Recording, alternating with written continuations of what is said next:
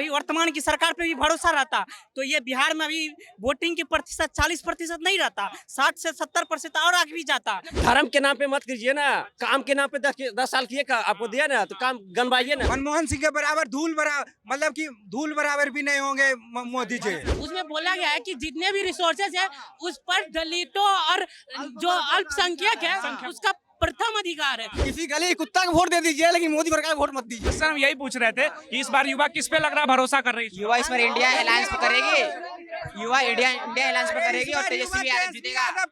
तेजस्वी यादव इस बार जीतेंगे, भारी मतों से जीतेंगे। जो मोदी जी का 400 पार है ना, वो मुश्किल से 200 पार भी नहीं हो पाएंगे। किसी गली कुत्ता को वोट दे दीजिए, लेकिन मोदी सरकार को वोट मत दीजिए, क्योंकि बहुत बड़ा जुमला की सरकार है ये। और जब जुमला की सरकार नहीं है तो ये पाकिस्तान से 250 करोड़ चंदा लिया है विप फैक्ट्री से, और यहाँ इंडिया में बताती है जो गाय हमारी माता है, तो जब माता है गाय तो कितना हजार गाय काट के यहाँ से 250 करोड़ से चंदा भरा है, बताइए पहले आप। अभी चंदा की बात जी, इलेक्ट्रल बॉन्ड। पहला चरण से पहले भाजपा रोजगार के बारे में, युवा के नौकरी के बारे में बात कर रही थी, लेकिन जैसे पहला चरण का मतदान हुआ, भाजपा इतनी बौखला गई कि तुरंत हिंदू मुसलमान पे उतर गई। पूरा भारत देख सकता है कि पहला चरण के बाद भाजपा का क्या हाल है। मनमोहन सिंह को गलत बोल रहे हैं। मनमोहन सिंह को जानते हैं, मनमोहन सिंह के बराबर धूल बराबर, मतलब कि धूल बराबर भी नहीं होंगे मोदी जी। 1991 में कार्तिक मंदिर अगर मोदी जी देखते तो मोदी हमेशा हेलीकॉप्टर में बैठ के चंद्रमा फरार हो जाते। और मनमोहन सिंह जैसे आदमी थे, 15 दिन का खाना बचा हुआ था, उसको लेके देश को आज इतना तक ले गए। उसी पे मोदी आज हुआ उस टाइम अगर मोदी रहता तो अपना रॉकेट लॉन्च करे था चंद्रमा पे, जनता एकदम घंटा लेते रहे। जिस वायरल क्लिप का बात कर रहे हैं उसका अच्छा से पूरा वीडियो देखे हैं, उसमें क्या बोले गए हैं? क्या बोला गया? उसमें बोला गया है कि जितने भी रिसोर्सेज है उस पर दलितों और जो अल्पसंख्यक है उसका प्रथम अधिकार है, जो कि इसको क्लिप डालकर बता रहे हैं प्रधानमंत्री मोदी कि ये मुसलमानों का अधिकार है। और इस चुनाव में आचार संहिता का निरंतर उल्लंघन किया जा रहा है और इलेक्शन कमीशन एक शब्द नहीं उठा रहा है। और शिवसेना इलेक्शन कमीशन क्यों नहीं कोई एक्शन ले रही है? अरे क्योंकि ये जो नया रूल आया है उसके अंतर्गत इलेक्शन कमीशन का जो चीफ है उसको प्राइम मिनिस्टर मोदी इलेक्ट किए हुए हैं। तो वो बोल ही नहीं सकता क्योंकि इलेक्शन कमीशन निष्पक्ष है ही नहीं। निष्पक्ष नहीं है, बिल्कुल तरीके से नहीं है भाई। अरे निष्पक्ष चुनाव हो रहा है देश में। अरे कैसे नहीं, आप समझ रहे हैं कि निष्पक्ष हो रहा है? आप तो मीडिया वाले हैं ना, आपको लग रहा है कि निष्पक्ष हो रहा है चुनाव? जनता की राय मांगने के लिए आप खुद भी तो जनता है ना, आप वोटिंग करते हैं ना, आपको लग रहा है कि निष्पक्ष चुनाव हो रहा है? अभी वर्तमान की सरकार पे भी भरोसा रहता तो ये बिहार में अभी वोटिंग की प्रतिशत 40% नहीं रहता, 60 से 70% और आगे भी जाता। बिहार में 40% वोटिंग हो गए, परसेंटेज बहुत गिर गया, क्या कारण लगता है? सरकार नाराजगी, इलेक्शन कमीशन में भरोसा नहीं लगा। ईवीएम के कारण है कि सब वोटिंग परसेंटेज गिर गया है। ईवीएम अगर बढ़ेगा तो वोटिंग परसेंटेज भी बढ़ेगा। ईवीएम हट जाना चाहिए। हाँ, ईवीएम बिल्कुल हट जाना चाहिए, बैलेट पेपर से चुनाव होना चाहिए। ईवीएम के कारण पूरे जनता में असमंजस छाया हुआ है, ठीक ना। अब हम चाहेंगे कि इलेक्शन कमिश्नर ऑफ इंडिया से ईवीएम हटना चाहिए। मोदी जी को वोट तब देंगे जब रूपाला ठीक कटेगा, तब मोदी जी को वोट देंगे। रूपाला ठीक काटे तब मोदी जी को वोट देंगे, तब मोदी जी को वोट नहीं देंगे। तो युवाओं का क्या मुद्दा लग रहा है इस चुनाव में जिस पे वोट होनी चाहिए? चुनाव देखिए, आप बीजेपी पे बात है, मुद्दा का आप छोड़िए। अभी चुनाव का जो है ना, अभी बीजेपी का काम हो गया है ना, बाप का जगीर बेच के बुलेट पे चढ़ने वाला काम, समझ रहे हैं। और कहते हैं कि हम यूएस से कंपेयर करते हैं। यूएस में कौन सा अर्थव्यवस्था है आपको पता होना चाहिए। आपके पास कौन अर्थव्यवस्था रखे हैं जो कहते हैं कि ना हम प्राइवेटीकरण बढ़िया लाएंगे, सब कुछ करेंगे। तो आप जो प्राइवेटीकरण कर रहे हैं तो फिर उसका नमूना लाइए ना जी। बस अर्थव्यवस्था के मतलब कि है आपका मिश्रित, और चाह रहे हैं कि यूएस बना देंगे, और वो भी आप सारा बाप का जगीर बेच के बुलेट पे चढ़ा दे रहे हैं। सरकार तो ये तर्क देती प्राइवेटाइजेशन से देश को बहुत फायदा होगा। वही तो दिख रहा है ना, बहुत इतने बेरोजगार युवा है, घूम रहे हैं हम लोग। बाद में कहती है सरकार की आप पकौड़ा बेच लो, कुछ दिन में बाद बनेगी आप पकौड़ा भी छोड़ दो, वही वाली बात हो जाएगी। कौन लग रहा है कि युवाओं के हित की बात कर रहा है? कोई नेता लग रहा है? अभी कोई नेता हम लोग को नहीं लगता कि हित में कोई बात करता है। अभी तक कोई ऐसा नेता नहीं लगता कि मतलब युवा के बीच की, मतलब कि जो भी बेरोजगारी है उसको थोड़ा बहुत जो प्रयास किए हैं तेजस्वी यादव किए हैं, उनको भी सराहा नहीं जा सकता। कि आज आप 4 लाख को पिजाड़ा खोल दिया, हर साल 4 लाख का पिजाड़ा खोलेंगे आप? नहीं, आप जो बोल रहे हैं कि हम बेरोजगारी दूर कर रहे हैं, तो हर साल 4 लाख टीचर आप भरेंगे ना?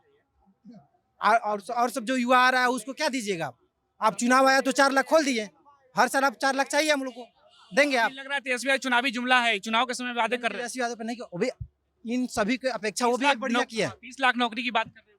हो सकता है पॉसिबल ही कर देंगे। 10 साल उसको दिए ना हम, जैसे पूरा कांग्रेस पूरा खराब काम कर रहा है, लेकिन 10 साल हम प्रधानमंत्री जी को पूरा दिए हैं, अब हम उनको नहीं देंगे। अगले बार हम चेंज करेंगे, हर हाल में करेंगे, क्योंकि इंडिया का सवाल है, मेरे देश का सवाल है।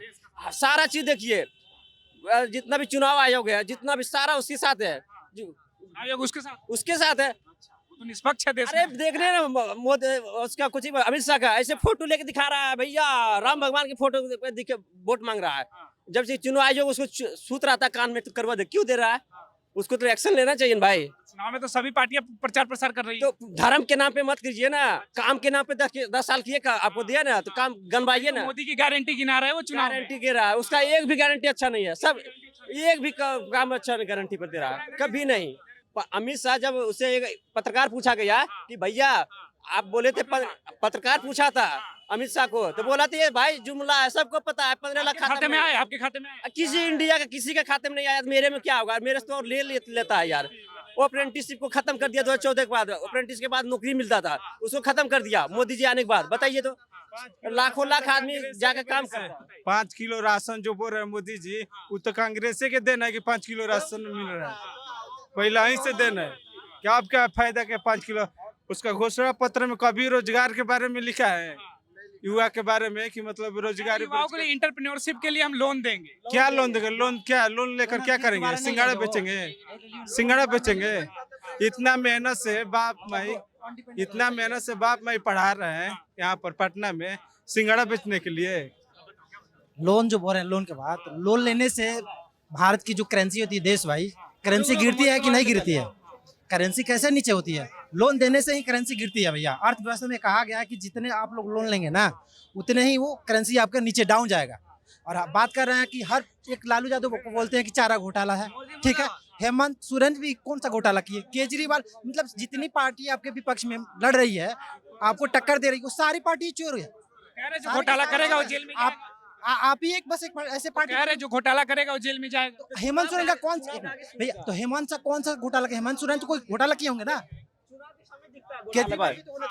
जितना भी पार्टी चोरी है, ठीक है, तो चुनाव के समय दिखता है आपको? उससे पहले 5 साल क्या करते हैं? पकौड़ा तलते हैं। करप्शन का बात किए, ठीक है, केजरीवाल करप्ट आदमी है, हेमंत सोरेन करप्ट आदमी था, शरद पवार क्या है जिसपे आप आरोप लगाया उसके बाद अपने पार्टी में ले लिए?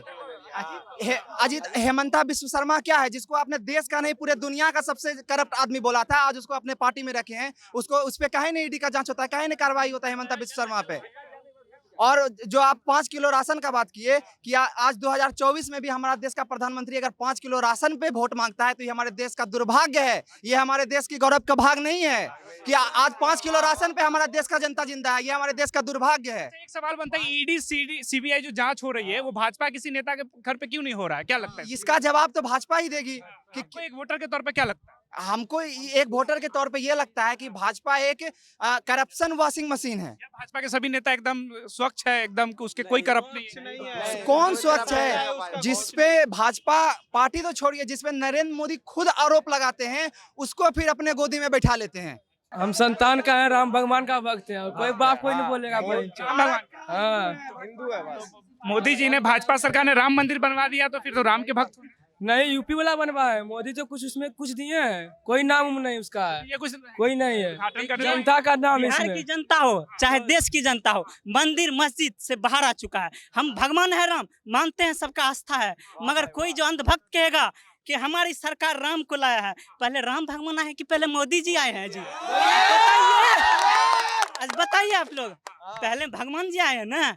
कोई ये कह देगा कि जो राम को लाए हैं उसी को हम लाएंगे, ये तो बिल्कुल बेवकूफी वाला बात हो गया। राम मंदिर के नाम पे वोट मांगा जा रहा है, ये बिल्कुल गलत है। बिहार के युवा बिहार के युवा हो, देश के युवा अब इन सब चीज़ों से बाहर आ चुका है। अब एजुकेशन पे सब अपना धीरे धीरे आगे बढ़ रहा है। अब देख रहा है कि नेता हिंदू मुसलमान धर्म की राजनीति पर सिर्फ और सिर्फ ये युवा का इस्तेमाल कर रहे हैं। अगर यह युवा किसी भी पार्टी को देश का प्रधानमंत्री बनाने का ताकत रखता है तो यही युवा गिराने का भी ताकत रखता है। जी, इनको गिरा कर नया कौन प्रधानमंत्री लगता है? इस बार पूरा उम्मीद है राहुल गांधी बनेंगे। युवाओं के लिए रोजगार के लिए कौन सरकार बेहतर कर रही है? राहुल गांधी। राहुल गांधी क्या राहुल गांधी क्या बात है? रोजगार की बात कहते मोदी जी क्या 1 लाख दिए रोजगार? हाँ 1,25,000 दिया है रोजगार। चलाता है कि रेल का कह रहा था 5 साल पाया है, वहाँ में आया 5,000 भर्ती। क्या करे, कहाँ जाएगा युवा? आत्महत्या युवाओं के लिए रोजगार मुद्दा हो गया, और क्या मुद्दा लगता था? कह रहा हम सिलेंडर देखिए भाई कितना महंगा है सिलेंडर, महंगाई, बेरोजगारी। 15 लाख आपके खत्म आ गया है क्या जो वादा किए थे मोदी? हाँ चुनावी जुमला था। इलेक्ट्रल बॉन्ड की कितना बड़ा घोटाला करा, विपक्ष नेता को डाले जा रहा है जेल में, डाले जा रहा है।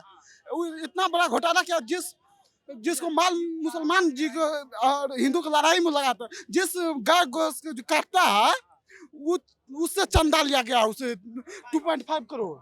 हाँ चंदा नहीं लिया गया है, चंदा लिया गया। अरे भाई बात